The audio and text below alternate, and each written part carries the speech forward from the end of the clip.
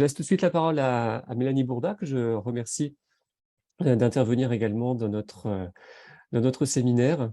Mélanie, que je vais présenter brièvement. Vous êtes maître de conférence habilité à diriger des recherches en sciences de l'information et de la communication à l'Université Bordeaux-Montaigne. Vous appartenez au laboratoire MICA, avec des thèmes de recherche qui concernent les médias, les séries télévisées, le storytelling et les communautés de fans. Vous avez publié l'an dernier, en 2021, un livre intitulé « Les études de fans, communautés, pratiques et engagements ».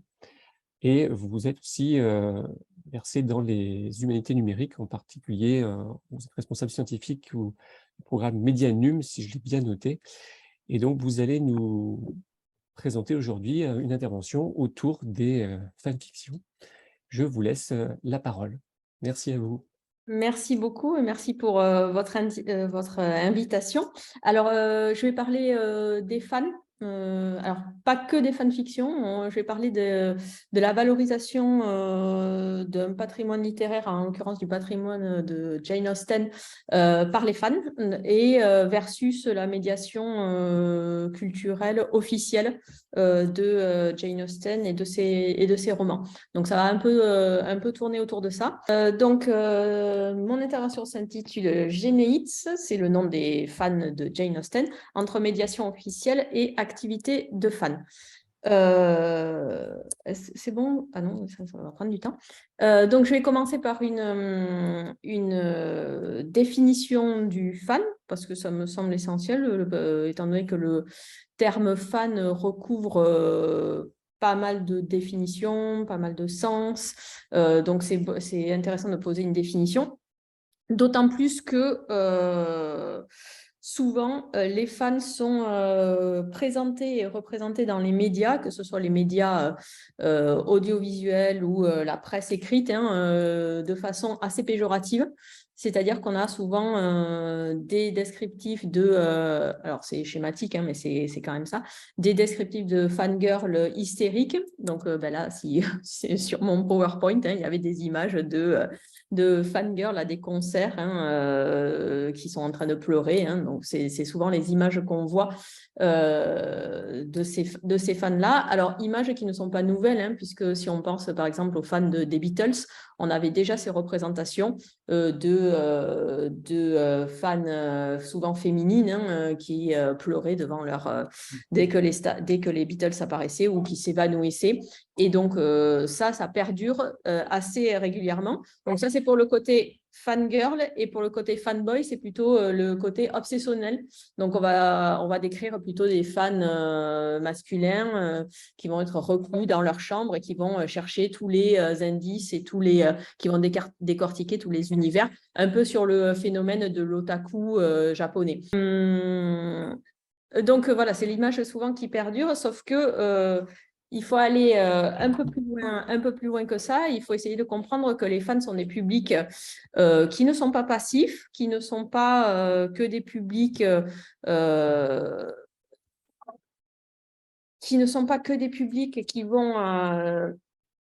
qui vont juste pleurer devant leurs idoles et qui vont rester reclus chez eux. Bien au contraire, il faut comprendre que les fans sont des publics actifs qui appartiennent à une communauté. Alors, si on prend une définition, et moi, en général, je me base sur la définition de Henry Jenkins, qui a travaillé sur les communautés de fans, sur l'activité des fans, et qui a permis de légitimer, si on peut dire, les études de fans dans le milieu académique. Donc pour lui, et donc je continue donc dans sa lignée, les fans sont des publics actifs, des publics experts qui se rassemblent dans une communauté. Donc de fait, le fan n'est jamais seul, il appartient à une communauté. Et dans cette communauté, il va produire du discours à travers des conversations sur des forums, par exemple, ou sur les réseaux sociaux, bien évidemment aujourd'hui. Et il va produire aussi des activités. Et ces activités, elles peuvent être multiples. Et la fanfiction, bien évidemment, en fait partie, mais il n'y a pas que cette activité de fan. Donc, fanfiction, c'est une écriture une écriture produite par les fans à partir d'un univers, alors ça peut être sériel, cinématographique ou d'une star.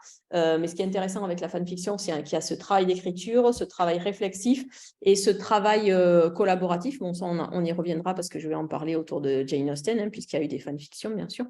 Ça peut être, ces activités peuvent être de l'ordre du lien social.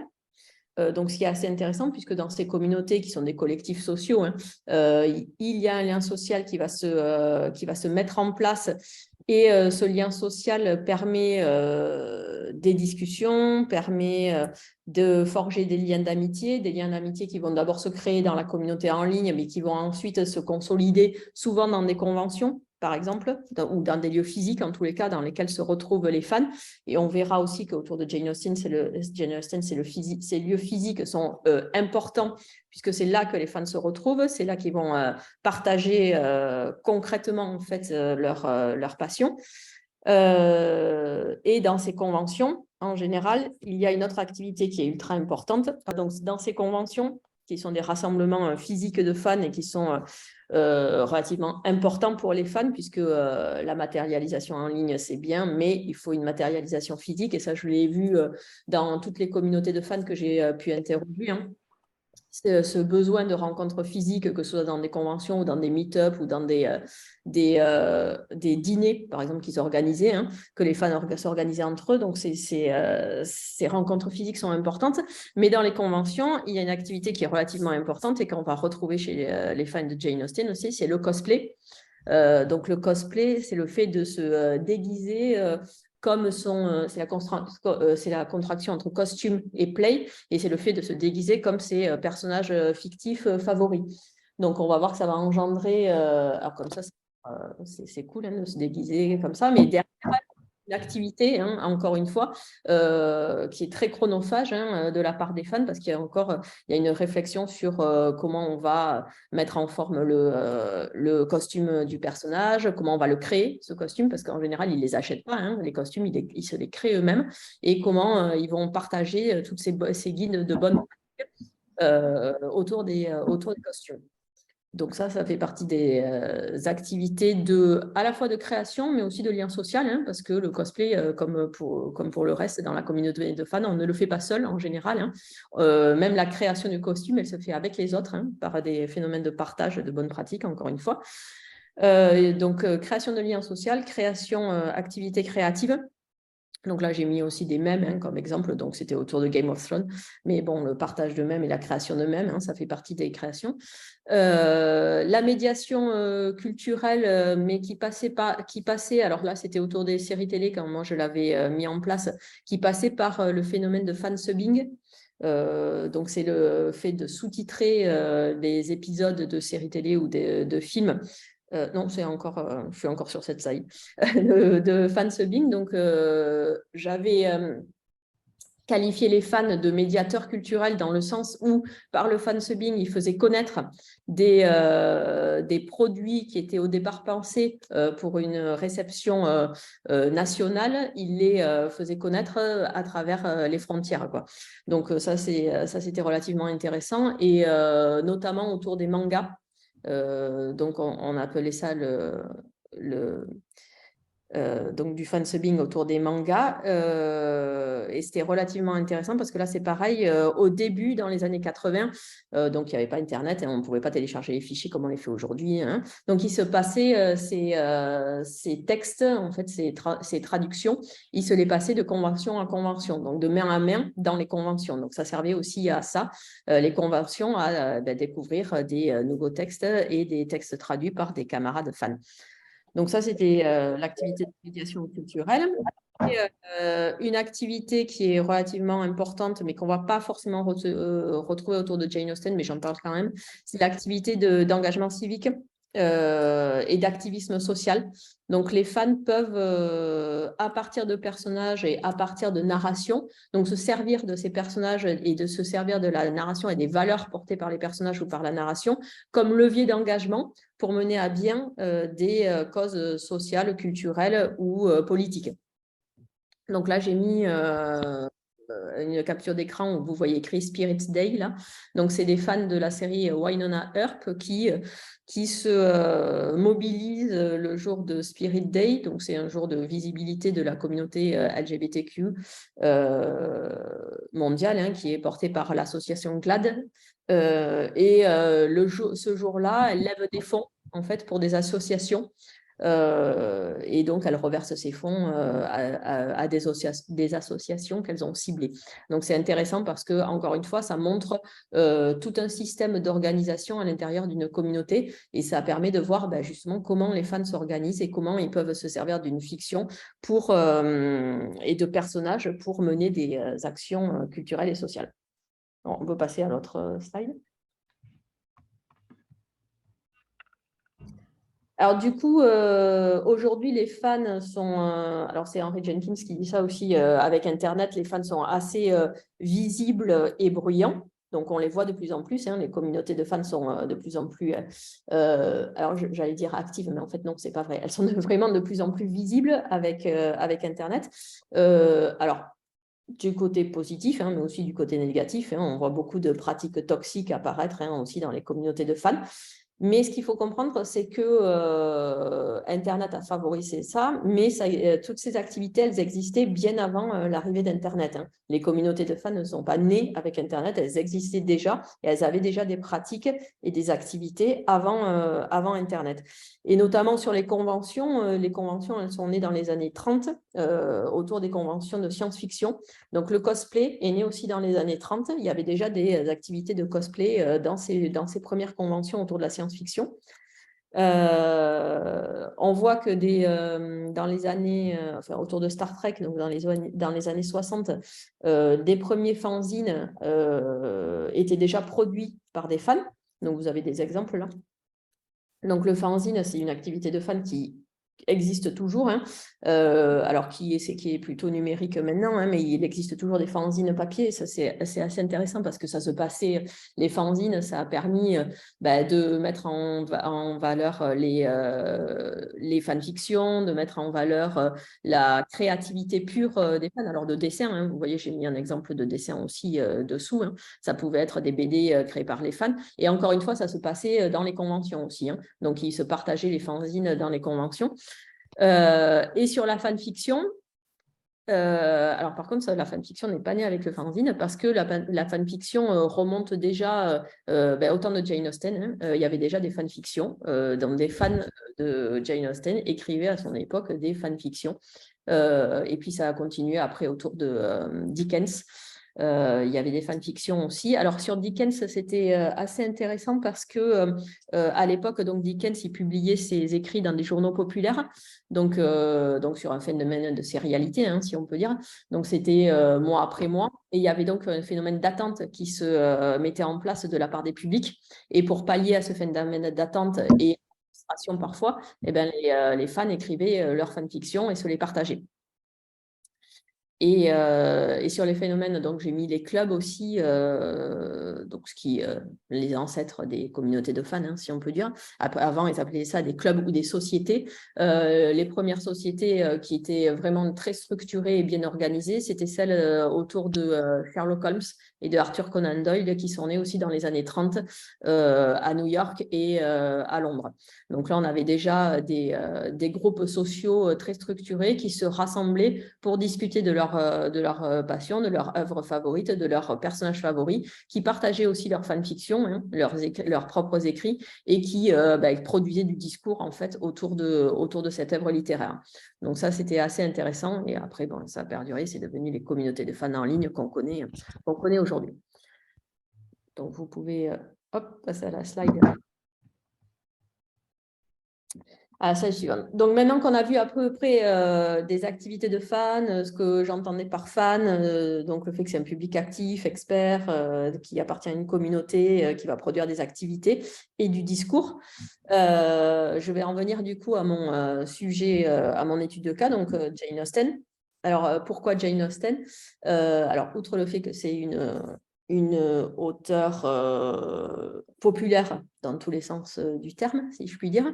On constate que justement, il y a une porosité de l'œuvre de Jane Austen vers la culture populaire aussi, hein, puisqu'il y a de nombreuses adaptations.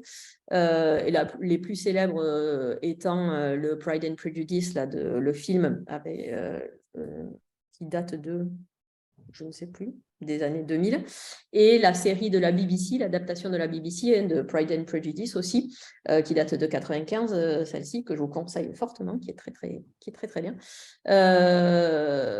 On a aussi des choses un peu plus, on va dire, décalées, comme alors qui font partie de stratégies transmédiatiques, on peut dire, donc de stratégies multiplateformes, donc le Pride and Prejudice and Zombies, qui est, alors je ne sais pas si vous connaissez, c'est assez drôle, surtout si on connaît si on a déjà lu le Pride and Prejudice, l'original. Donc, c'est une adaptation de Orgueil et Préjugés et l'auteur, alors si vous voyez sur le... Il faudrait descendre un tout petit peu, mais vous voyez By Jane Austen and Seth Grahame-Smith. Donc, c'est vraiment l'œuvre de Jane Austen qui est prise au départ et Seth Grahame-Smith a rajouté des attaques de zombies à certains moments, donc pendant des thés ou des balles, hein, puisque dans Jane Austen, c'est souvent ça, les rassemblements de personnages, c'est souvent autour de balles ou de thé. Et donc, il a rajouté des attaques de zombies et ça change un peu l'histoire et ça change certains personnages. Donc, certains meurent, d'autres se transforment et d'autres s'organisent pour combattre les zombies. Donc, il y a aussi des formes de goodies autour de Jane Austen, hein, de son œuvre. Donc là, vous voyez une figurine de l'auteur. Et il y a beaucoup de sociétés, hein, donc notamment la Society of North America de Jane Austen, mais pas que, hein, bien sûr, il y en a beaucoup en Angleterre. Et donc, ça fédère pas mal de fans et ça fédère pas mal de communautés de fans. Donc, ça me paraissait intéressant de prendre Jane Austen, alors, outre le fait que je suis moi-même fan, hein, bien sûr, de prendre Jane Austen comme étude de cas et de voir comment ce patrimoine littéraire était mis en valeur du côté officiel, on va dire, donc par la ville de Bath et à travers la maison Jane Austen, puisqu'il y a une maison d'écrivaine Jane Austen en Angleterre, et du côté des fans. Donc, comment les fans se réappropriaient le texte de Jane Austen pour le mettre en valeur et pour partager donc, cette œuvre littéraire. Donc, on peut passer à l'autre slide. Alors, sur la méthodologie, donc elle a été sur cette analyse, je l'ai faite en plusieurs étapes, on va dire. Premièrement, j'ai d'abord regardé les sites internet et on pourra les regarder ensemble. Ah mais non, je ne peux pas partager mon écran, je suis bête. Donc, j'ai regardé les sites internet du Center for Jane Austen qui est hébergé sur la ville de Bath, sur le site internet de la ville de Bath. J'ai ensuite regardé donc le site internet de la Jane Austen House, qu'on peut voir en haut à droite. Donc, je voulais voir ce qu'ils mettaient en valeur, ce qu'ils mettaient principalement, comment ils arrivaient à mettre en valeur soit Jane Austen, soit ses romans. Donc, ça, c'était assez intéressant. Ensuite, donc, j'ai interrogé les gens qui gèrent ces deux centres, hein, cette maison d'écrivains et ce centre. Et j'ai ensuite regardé donc, les activités de fans autour de l'œuvre de Jane Austen. Et j'en ai retenu une en particulier qui s'appelle Lizzie Bennet Diaries, dont on va parler après.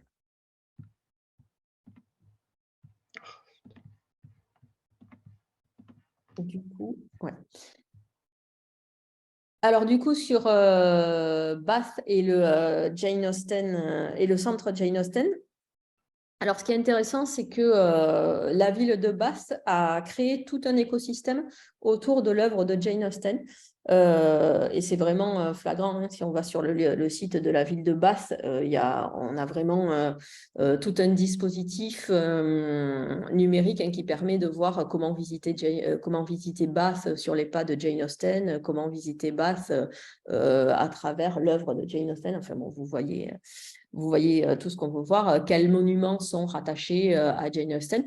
Et c'est d'autant plus intéressant que en fait, Jane Austen n'a jamais vécu à Bath et que seuls 2 de ses romans se passent à Bath.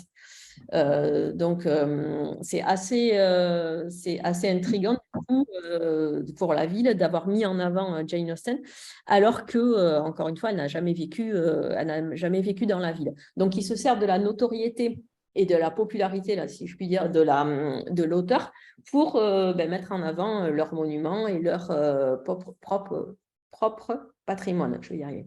Donc, vous avez des tours guidées Jane Austen, vous pouvez même aller visiter les lieux en fait, de tournage de la série qui se situe, de la série et de la BBC dont je parlais tout à l'heure, qui se situe juste en dehors de Bath. Mais vous pouvez aller visiter. Donc là, on est dans une espèce de ce qu'on appelle dans un tourisme fan, en fait. Donc ça, c'est très développé en ce moment. Hein. Mais vous êtes un peu dans cette espèce de tourisme fan où les fans peuvent se rendre sur des lieux.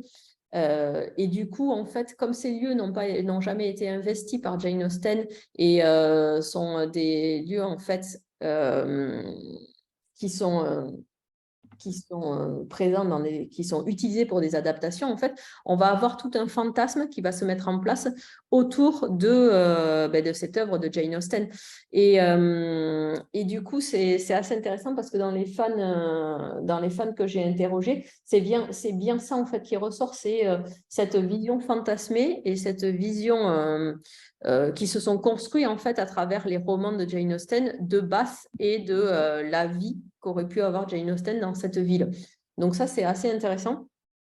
Et on a aussi cette expérience, c'est ce que j'ai mis là sur la slide, cette expérience commune et ce phénomène de pèlerinage en fait qui va se mettre en place de la part des fans. Donc comme ils vont sur les lieux qu'ils fantasment en fait autour de l'univers de Jane Austen, il y a cette espèce de pèlerinage qui va se mettre en place et ce pèlerinage collaboratif encore une fois, parce que cette expérience de fan, elle va se vivre en commun.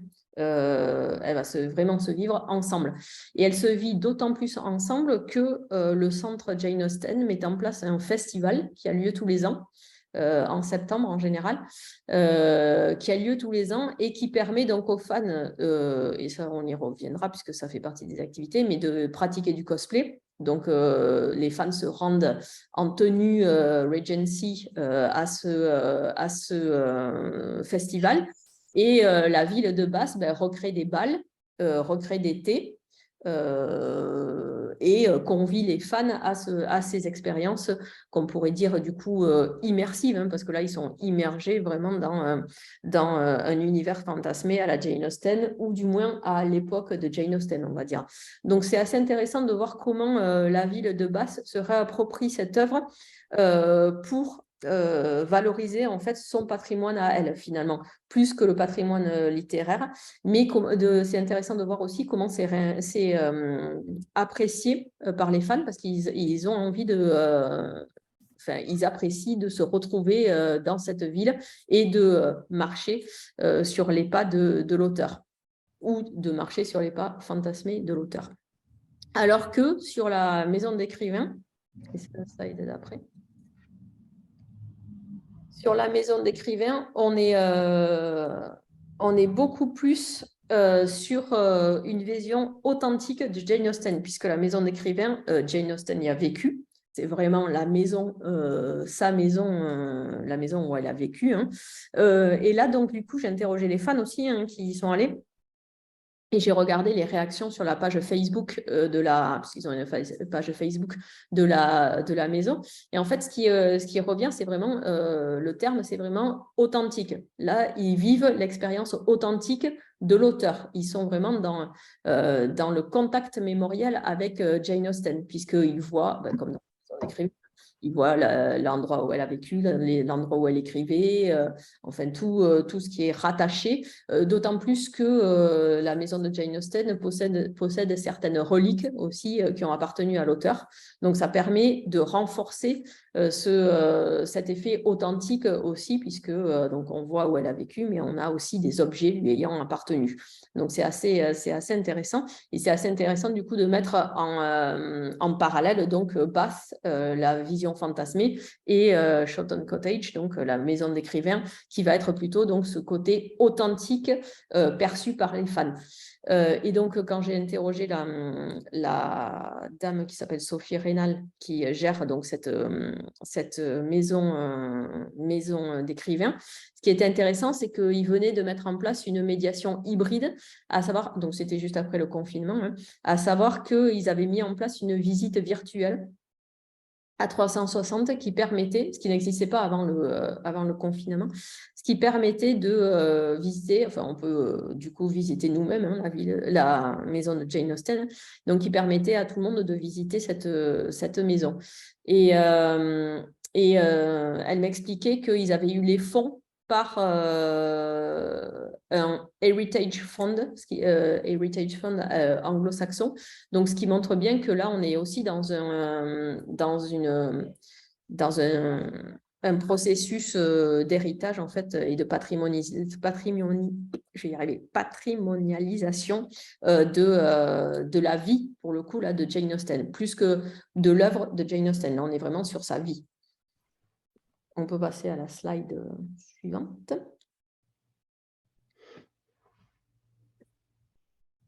Ah non, mais vous n'y êtes plus parce que moi, je me suis mis mes slides en fait, c'est pour ça. Donc, sur donc la slide suivante, c'est donc sur comment les fans en fait se sont réappropriés l'œuvre de Jane Austen. Donc, j'ai remis une définition du fan, donc les fans publics actifs, experts, hein, donc j'y reviens pas.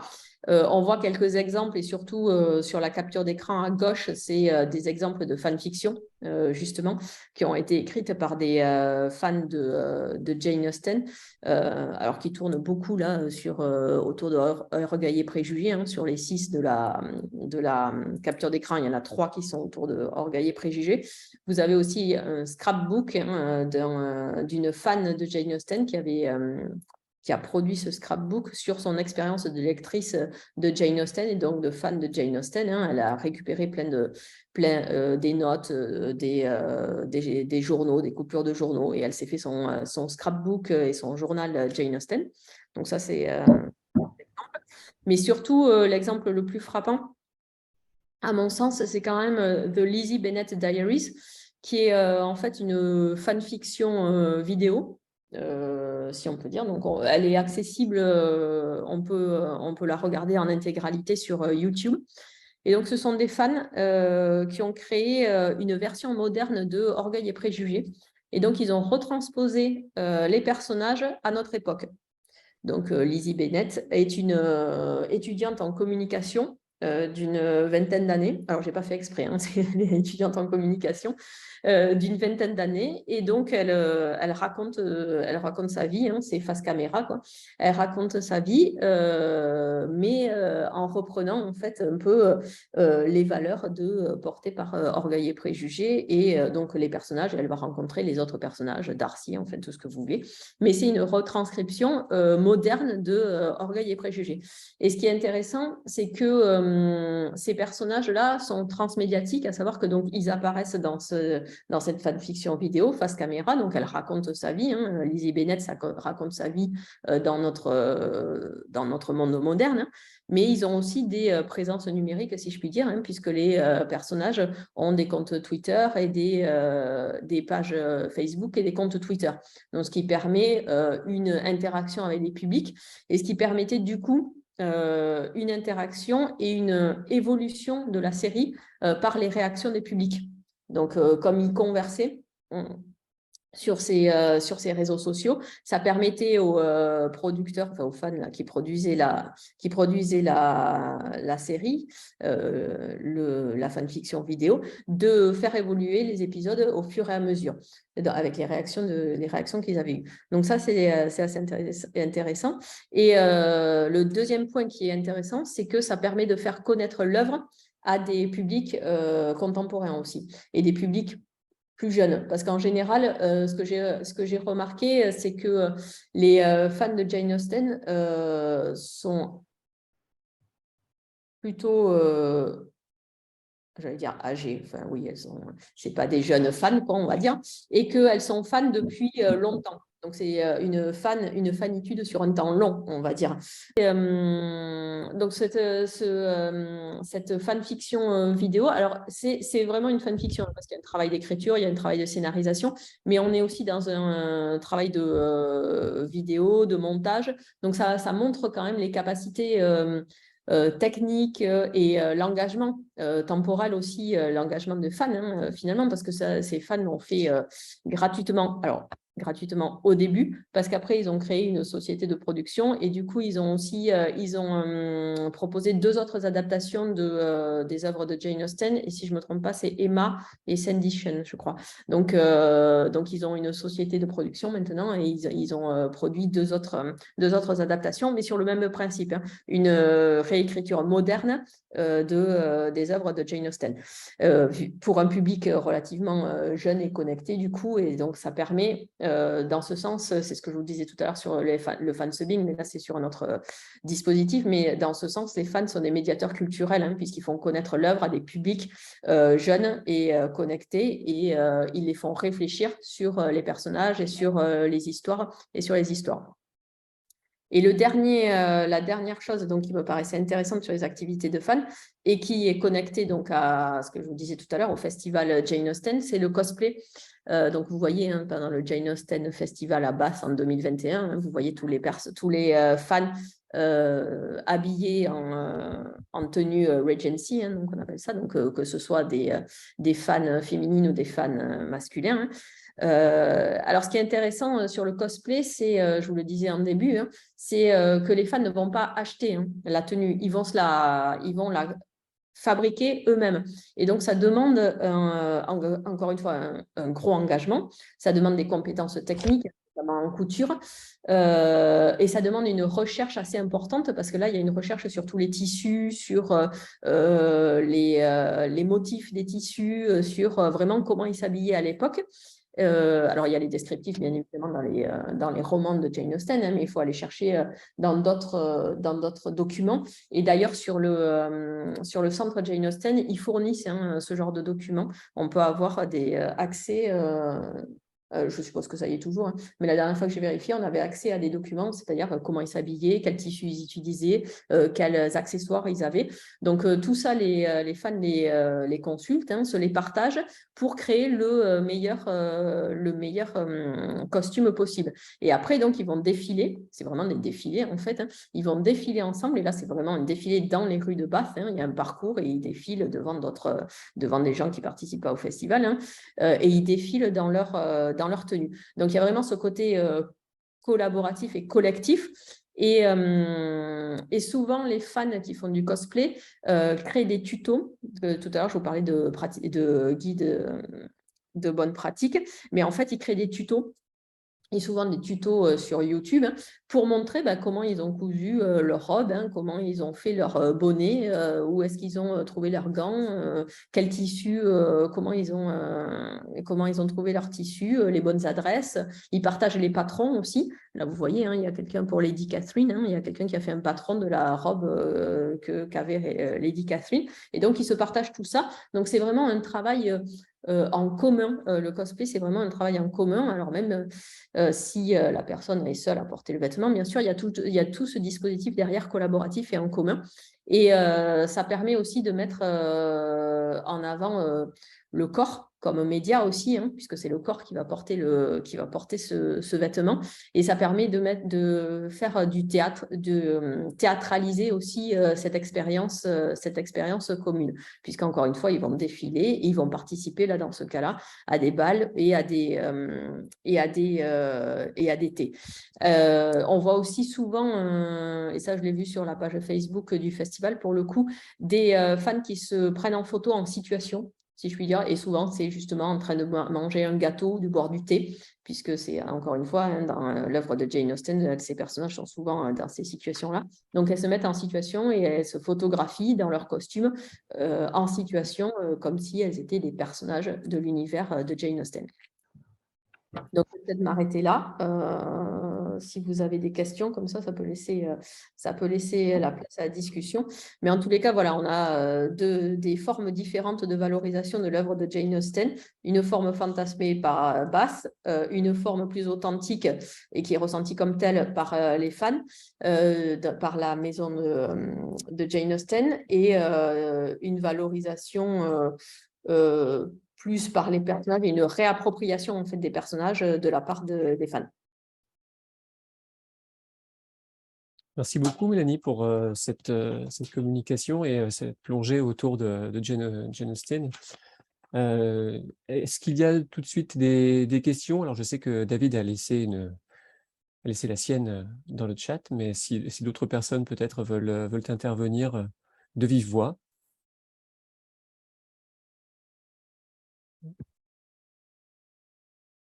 Peut-être commencer par la question qu'avait laissée David, que je vais reprendre tout. Dans quelle mesure et selon quelles modalités les fans contribuent à patrimonialiser, alors que selon la définition de Davalon, la part du discours scientifique et de la légitimité scientifique est importante? Et qu'en est-il de la patrimonialisation de la production de ces fans? Est-elle d'une façon ou d'une autre patrimonialisée? Si ce n'est pas le cas, pour quelles raisons? Alors patrimonialisée dans le sens où elle est documentée, elle est archivée, donc ça oui, oui, les fans créent leurs propres archives, leurs propres documents, ça ils le font énormément, et notamment par des systèmes de wiki. Donc ils créent des wikis, et donc ça leur permet d'archiver et de créer.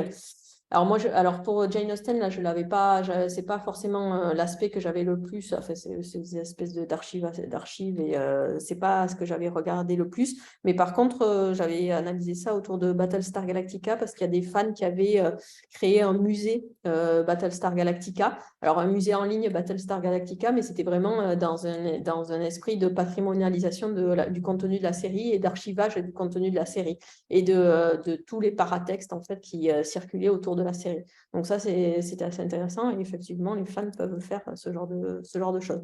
Alors si par patrimonialisation, vous entendez autre chose, alors je ne suis pas une spécialiste de la patrimonialisation ni de Jean d'Avalon.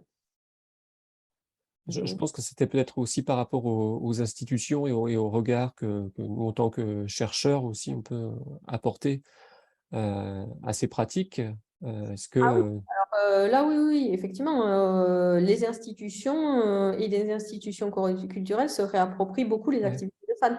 Alors, encore une fois, je n'ai pas vu autour de Jane Austen, mais j'ai l'exemple là qui me vient, c'était autour de Game of Thrones. C'est quel musée qui avait fait ça? En Irlande, ils avaient refait une tapisserie de Bayeux façon Game of Thrones dans un musée en Irlande. Donc ça, c'est typiquement quelque chose que pourrait faire un fan. Et donc, ils ont repris une pratique fanique, en fait, et ils l'ont réadapté, et ils l'ont institutionnalisé, quoi, si je puis dire.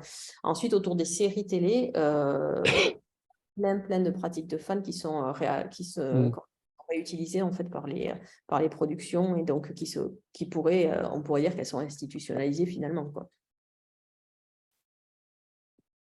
Merci. Est-ce qu'il y a d'autres réactions ou d'autres questions? Si. Non. Moi, je vais me permettre une question, parce que autour d'une notion qui... je vois une main qui se lève. Raphaël, je vais vous laisser la parole. Oui, bonjour. Je me permets, je pose juste une petite question par rapport du coup aux fans. Je voulais savoir, parce que aujourd'hui les fans, voilà, sont pas que voilà, des publics seulement actifs, c'est aussi presque des professionnels, notamment dans le cosplay. Et je voulais savoir si dans le cadre voilà, des fans de Jen, vous avez aussi cette dimension professionnalisante qui se développe Oui. voilà, avec cette Oui. émulsion.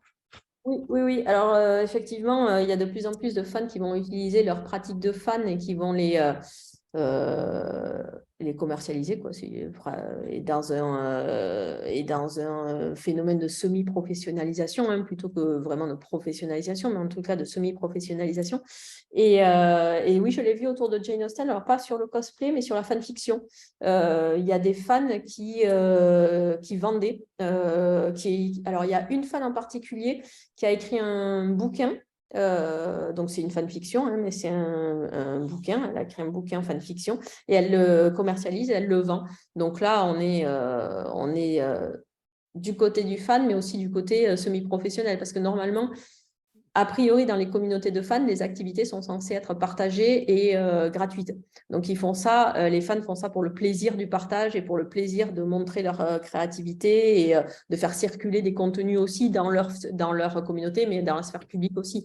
Et là, donc, il y a ce phénomène, effectivement, semi-professionnel et en particulier sur les fanfictions.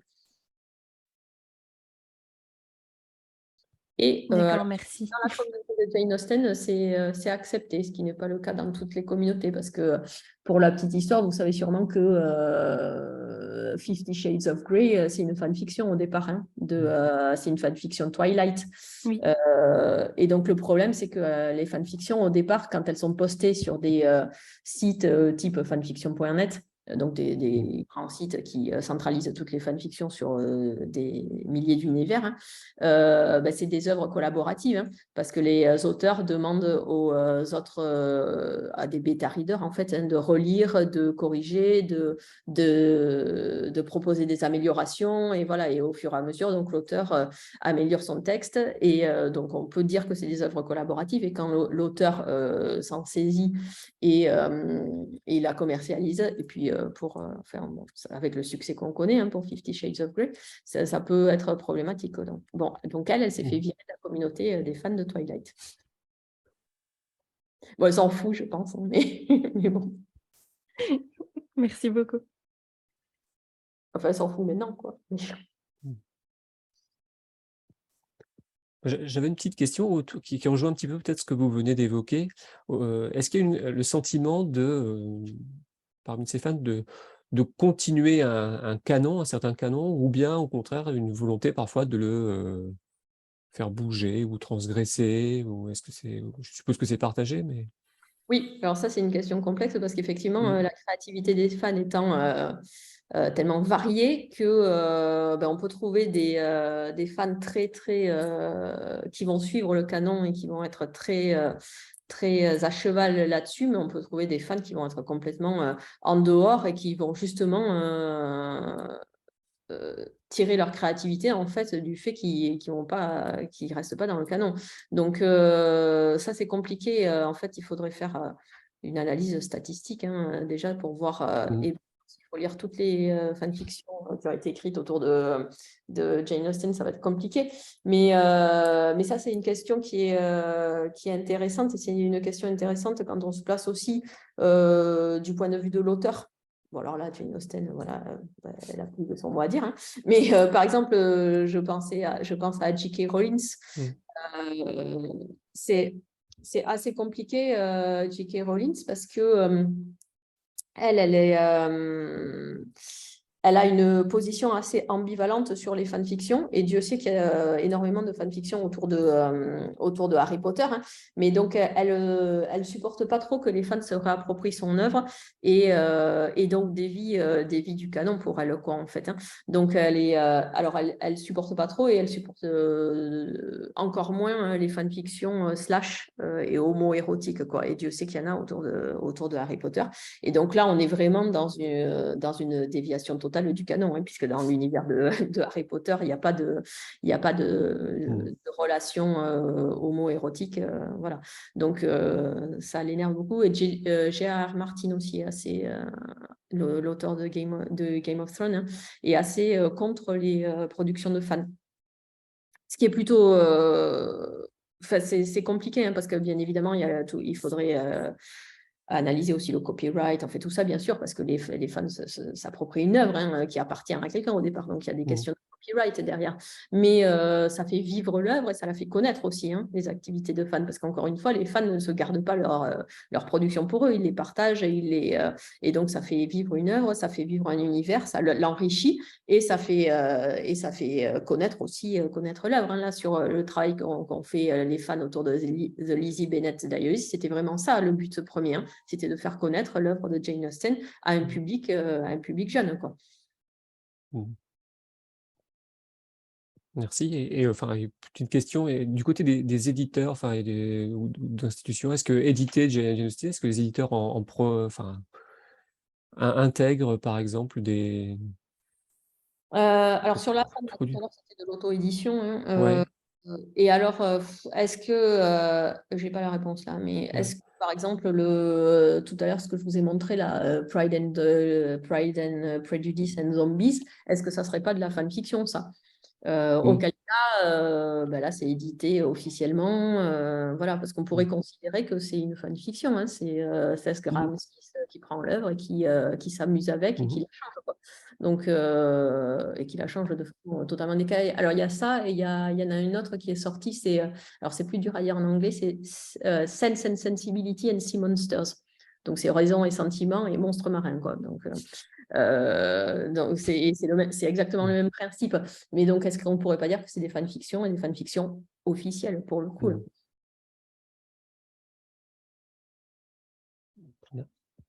Merci. Est-ce qu'il y a d'autres questions? Claire? Bonsoir, je ne sais pas si vous m'entendez bien. Oui. Super. Du coup, par rapport à ce que vous venez de dire, je me demandais comment vous feriez la différence entre fanfiction et justement adaptation. Est-ce que c'est le fait que ce soit publié par exemple, une maison d'édition officielle ou que ce soit un film avec un gros budget derrière qui fait la différence avec la fanfiction, ou est-ce que ça peut être autre chose? Voilà. Alors, au départ, comme son nom l'indique, la fanfiction, c'est vraiment un écrit de fan. Donc, il faut que ça vienne, il faut que ça soit écrit par un fan, il faut que ça vienne d'un fan. Donc, au départ, c'est pas pour le coup là une production officielle, quoi. Au départ, le cœur de la chose. Alors, sur la différence entre fanfiction et adaptation, alors ça, c'est assez complexe. C'est sur la même question, je dirais presque, est-ce que les adaptations font partie du transmédia ou pas, dans le sens où ils rajoutent de la narration ou pas. Donc, il faut vraiment partir de la production officielle versus les travaux de fans, quoi, les pratiques et les créations de fans. Donc, ce qui va être... justement, on parlait de canon tout à l'heure et tout ça. Donc, la production officielle, ça va vraiment être canonique. C'est là que va se porter tout ce qui est officiel, tout ce qui est canonique. Et après, on va avoir les travaux de fans qui, au départ, a priori, ne sont pas canoniques, même s'il y en a des fans qui sont plutôt, qui continuent quand même plutôt dans cette lignée et qui dérogent pas, enfin, qui vont pas changer les relations entre les personnages ou quoi. Mais ça serait plutôt cette option. Si je réponds à la question, peut-être pas trop là.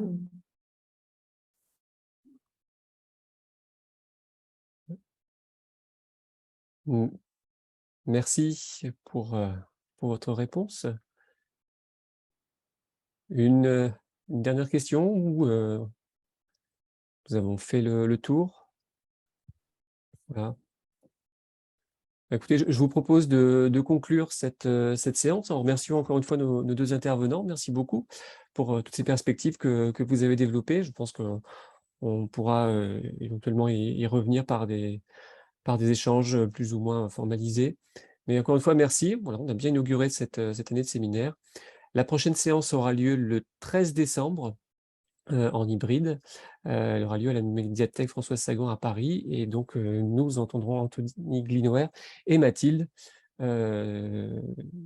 pour leurs interventions. Voilà. Et on aura aussi une séance en janvier. Mais voilà, le séminaire est lancé. Merci encore aux intervenants et à toutes les personnes présentes. Merci Voilà. beaucoup. Bonne soirée. Merci beaucoup. Bonne soirée. Bonne soirée. Au revoir. Au revoir.